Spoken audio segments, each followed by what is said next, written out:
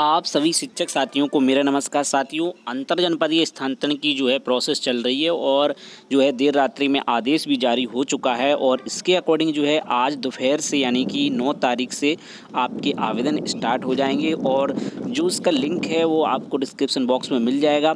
आप वहाँ से ऑनलाइन आवेदन कर सकते हैं और उसकी क्या प्रोसेस रहेगी वो भी बहुत ही जल्द आपको बता दी जाएगी, किस प्रकार से आपको अंतर जनपदीय स्थानांतरण का फॉर्म भरना है और डॉक्यूमेंट की जो लिस्ट है वो भी आपको कमेंट में मिल जाएगी, कौन कौन से आपको डॉक्यूमेंट चाहिए होंगे।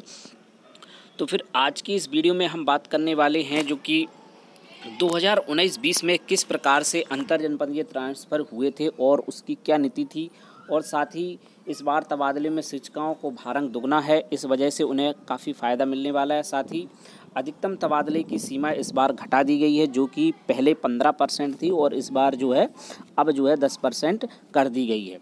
तो यहाँ पर एक सभी जो 2019 में जो रूल्स बनाए गए थे उन पर एक बार यहाँ पर चर्चा करेंगे। साथ ही 2023 के 24 के जो ट्रांसफ़र के रूल्स बनाए गए उन पर भी थोड़ी सी आपको अपडेट देंगे और दोनों का कंपैरिजन करने का प्रयास यहाँ पर किया जाएगा। तो अभी तक जिन शिक्षक साथियों ने चैनल को सब्सक्राइब नहीं किया तो चैनल को सब्सक्राइब कर लें। साथ ही टेलीग्राम चैनल का भी लिंक दिया हुआ है और व्हाट्सएप ग्रुप का भी लिंक दिया हुआ है, तो आप जिसमें आपकी सहूलियत हो आप उसके हिसाब से जो है ग्रुप को ज्वाइन कर सकते हैं। तो आइए शुरू करते हैं इस वीडियो को। तो यहाँ पर जो न्यूज़ है वो है कि शिक्षकों का बड़ा भारांक, शिक्षकों में मची खलबली।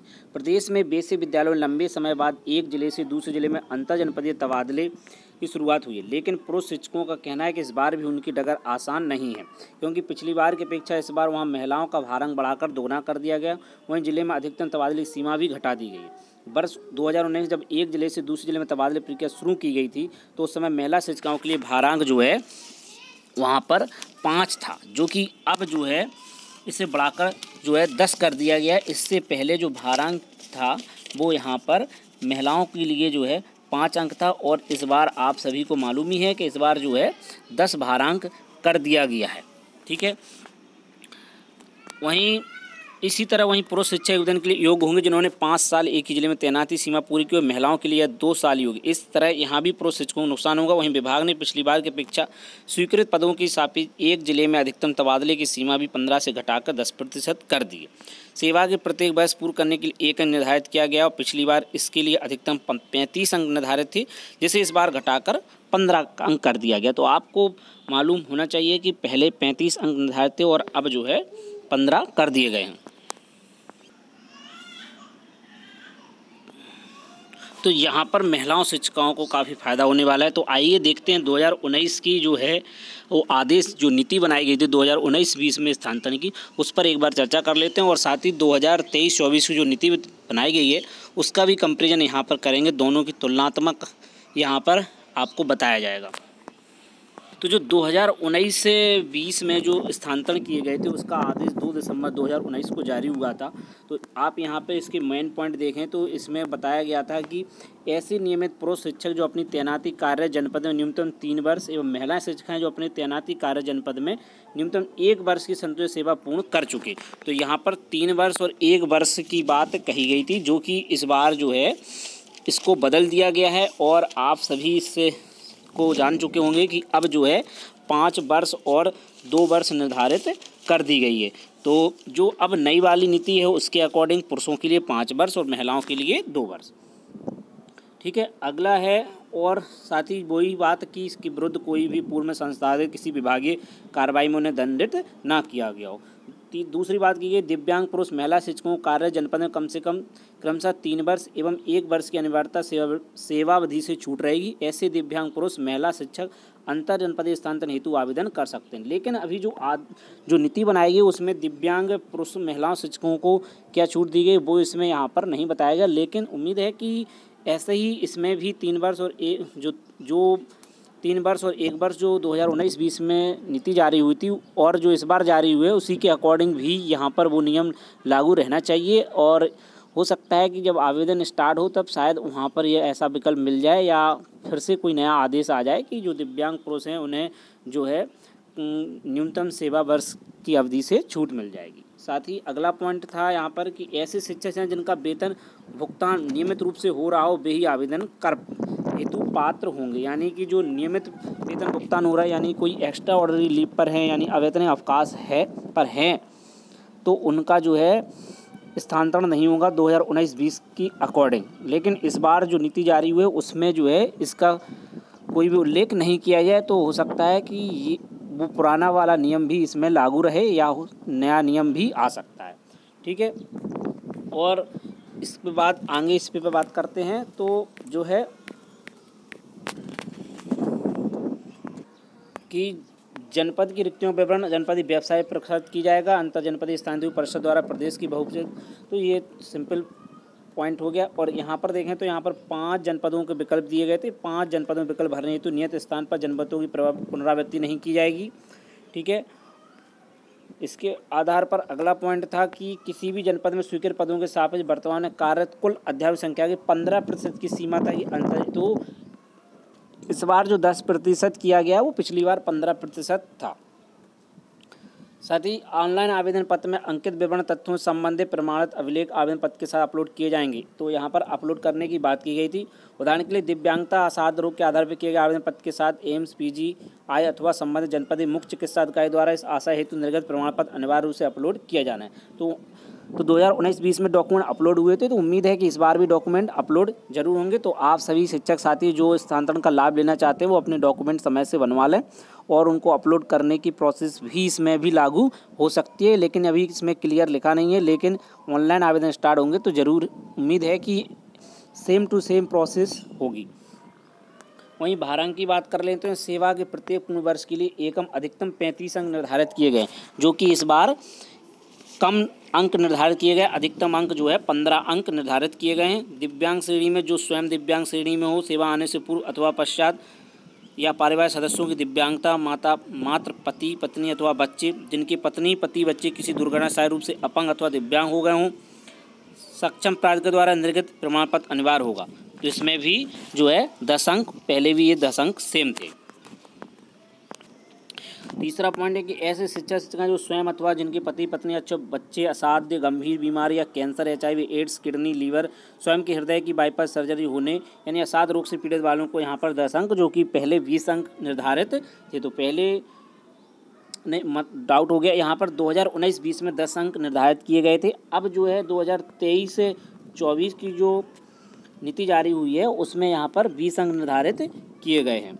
वहीं महिला शिक्षिकाओं को यहाँ पर 5 अंक जो है अलग से दिए गए। यहाँ पर महिला शिक्षिकाओं को अब जो है 2023-24 में 10 अंक निर्धारित किए गए हैं। तो यहाँ पर भी 5 अंक का बेनिफिट यहाँ पर महिलाओं को मिला है।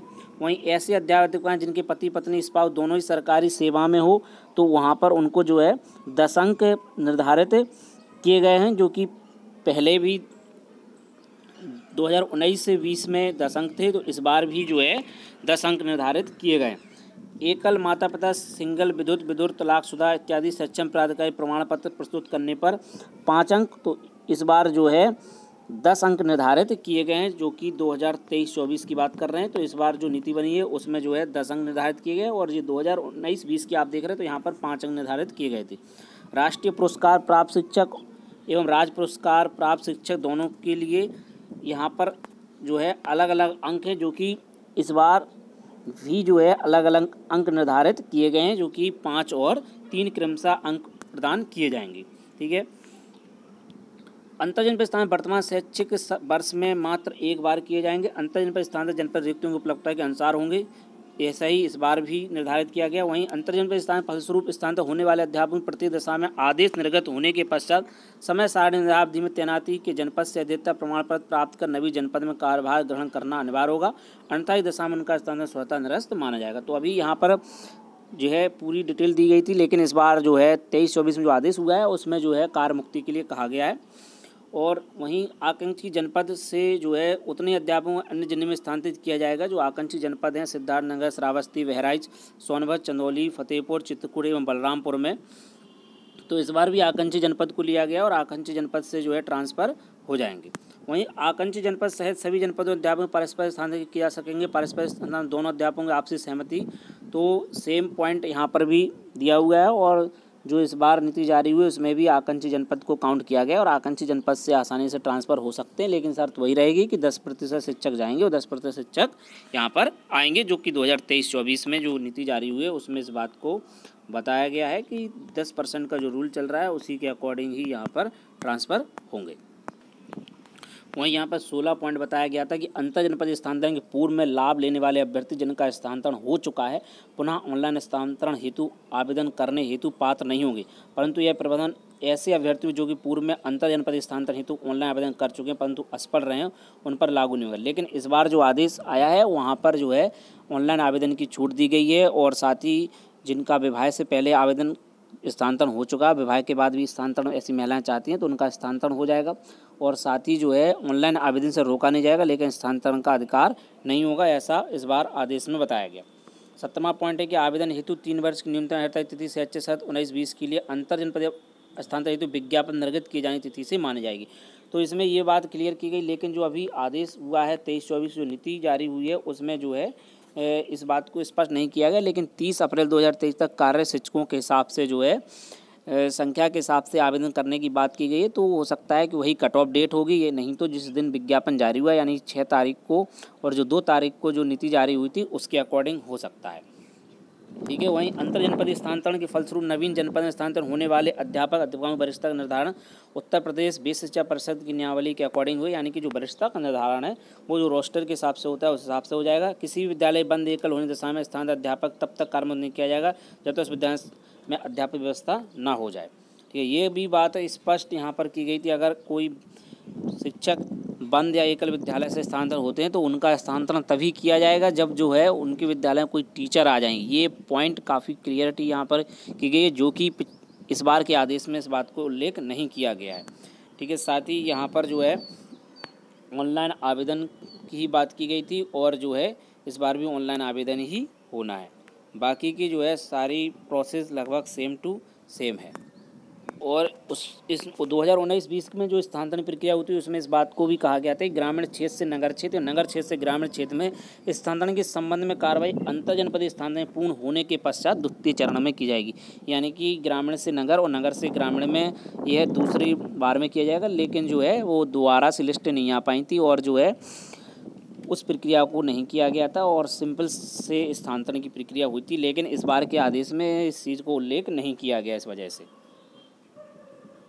स्थानांतरण हेतु निर्धारित अंतिम तिथि पश्चात कोई भी अंतर जनपदीय स्थानांतरण सचिव उत्तर प्रदेश शिक्षा परिषद द्वारा नहीं किया जाएगा, यानी जो डेट है उसी के अकॉर्डिंग ये प्रक्रिया संपन्न की जाएगी। और जो है तो इसके हिसाब से उस समय 2019-20 में लगभग जो है आपके 21,000 शिक्षकों के स्थानांतरण हुए थे, जबकि लगभग 70,000 शिक्षकों ने ऑनलाइन आवेदन किए थे, लेकिन मात्र 21,000 शिक्षकों के स्थानांतरण हो पाए थे और द्वितीय लिस्ट यहाँ पर नहीं आई थी। तो जो 2019-20 की जो स्थानांतरण की नीति थी आप सभी उसको देख चुके हैं और साथ ही 2023-24 की स्थानांतरण नीति पर विशेष चर्चा जो है वीडियो में पहले भी की जा चुकी है और इस बार इसका तुलना की गई थी। तो यहाँ पर महिलाओं शिक्षकों को फ़ायदा होने वाला है। साथ ही जो है 10% का जो रूल था उसको यहाँ से हटा दिया गया है। जो है अब जो है यहाँ पर 15% जो पहले था अब यहाँ पर 2023-24 में 10% को कर दिया गया है, जो कि 5% यहाँ पर कम हुआ है और पुरुषों के लिए 5 वर्ष, महिलाओं के लिए 2 वर्ष किया गया है, जो कि पहले पुरुषों के लिए 3 वर्ष था और महिलाओं के लिए 1 वर्ष था। दिव्यांग पुरुष की और महिला शिक्षकों की अभी इसमें कोई बात नहीं की गई, जो कि पहले इसमें बात की गई थी 3 वर्ष और 1 वर्ष से छूट दी गई थी। इस बार अभी इसमें डाउट है, तो अभी इस पर कोई भी क्लियरिटी यहाँ पर नहीं की गई है। और भी जो इम्पोर्टेंट पॉइंट थे वो आपको यहाँ पर बता दिए गए हैं। तो थोड़ा बहुत इसमें काफ़ी चेंजेस किया गया, लेकिन फिर भी महिलाओं शिक्षिकाओं को फ़ायदा होने वाला इसमें ज़रूर है। तो साथियों ये जो है आपका तुलनात्मक अध्ययन यहाँ पर 2019-20 और 2023-24 की जो ट्रांसफ़र पॉलिसी थी उस पर यहाँ पर आपको बताया गया। तो वीडियो आपको कैसा लगा, और साथ ही वीडियो अगर आपको पसंद आया तो वीडियो को लाइक करें और चैनल को सब्सक्राइब करें और साथ ही वीडियो को अधिक से अधिक शेयर करें, जिससे और भी शिक्षक साथी इस चीज़ से अपडेट हो सकें और शिक्षा विभाग चैनल से ज़रूर जुड़ें। आपको टेलीग्राम चैनल का लिंक और व्हाट्सएप ग्रुप का लिंक डिस्क्रिप्शन में मिल जाएगा, आप वहां से ज्वाइन कर सकते हैं और साथ ही कमेंट में भी आप उस लिंक के माध्यम से जुड़ सकते हैं। साथियों नेक्स्ट वीडियो आपको बहुत ही जल्द जो है आपकी जो मेरिट के आधार पर कितने मेरिट पर कौन सा जनपद मिल सकता है उस पर भी बहुत ही जल्द आपको वीडियो मिल जाएगा। साथ ही आप जो भी कमेंट देते हैं उन पर भी आपके कमेंटों पर आपके प्रश्नों के जो जवाब हैं उनको भी दिया जाएगा। तो मिलते हैं किसी नेक्स्ट वीडियो में नई अपडेट के साथ, नई जानकारियों के साथ। जय हिंद।